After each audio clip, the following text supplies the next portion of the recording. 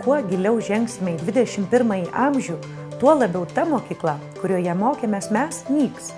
Mokykla vis labiau taps bendruomenės centru, kuriame ne tiesiog vyksta pamokos, o verda gyvenimas. Mes atvėrėme duris pasauliui, kuris yra už mokyklos sienų.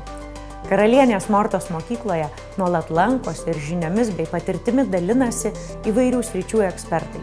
Mes patys nuolat keliaujame į išvykas ir bendradarbiaujame su muziejais, mokslininkais, visuomenės nuomonės formuotojais.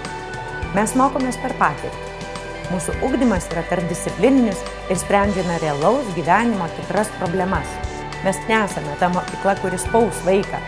Mes esame ne dėl standartizuotų testų ir ne dėl aklai atkartojamos informacijos. Mūsų tikslas yra išmokyti vaiką formuluoti klausimus, nepasiklysti begalinėme informacijos sraute, patikrinti informacijos šaltinius, netikėti bet kuo, kas yra pasakoma ir parašoma, ir būti pasiruošusi nuolatiniai kaitai bei nežinomybei.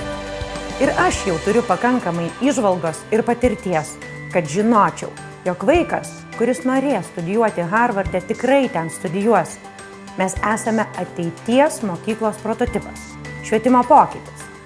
Esame tai, kas ir masina, ir baugina. Bet kai vaikas pasako, kad jam mokykloje įdomu ir gera, kai jis įsitraukia į diskusiją, turi savo nuomonę bei geba ją pagrįsti, aš žinau, tas vaikas ateityje jausis tvirtai. O juk toks ir yra svarbiausias mokyklos tikslas.